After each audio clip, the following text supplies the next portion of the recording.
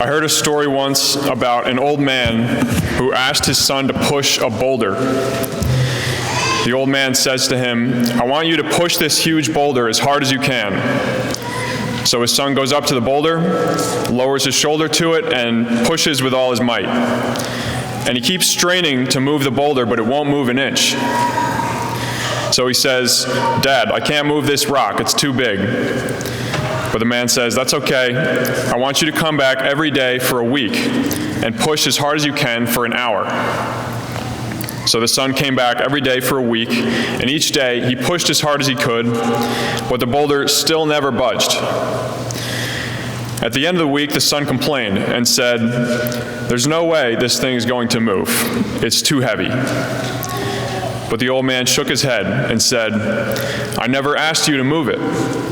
I just asked you to push on it. Look how strong your arms are now. Look at how strong your legs are now. You've grown in patience and perseverance too. That's why I asked you to push on the boulder." Now, if my dad ever asked me to push on a rock like that, it might have been the last time I ever did a chore that he gave me, but you get the point.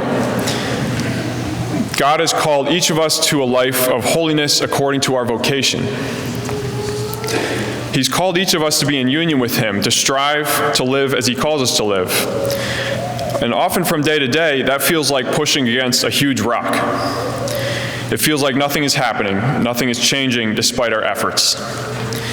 But in the midst of our daily life with God, He is strengthening us, and He's forming us into the image of His Son, Jesus.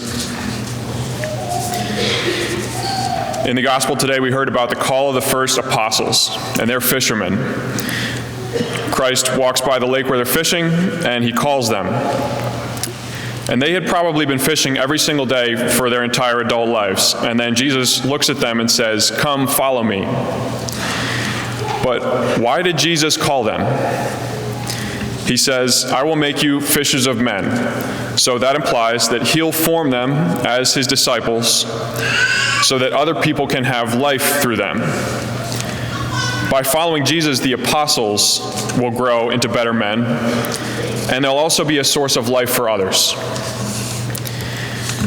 Now, everyone has a vocation, but for each person that looks a little different. So if you look at other places in the Bible, Jesus doesn't call everyone to the same vocation. For example, in Mark 5, He heals a man who was possessed by unclean spirits, and then the man begs to stay with Jesus as He travels around. But He says, "No, I want you to go back to your family and tell them all that I've done for you." So that was His vocation. The vocation of the apostles after the ascension is to preach. Peter's vocation is to stay in Jerusalem and govern the church, and Paul is sent out to travel all over the known world evangelizing. And think of the two greatest saints in the history of the church, Mary and St. Joseph. Their vocation was to be parents, to raise their child, who was the Son of God. St. Joseph was supposed to be a carpenter, or what might have been more like a construction worker, building houses and things like that. And Mary's vocation was to be a mother, the mother of God.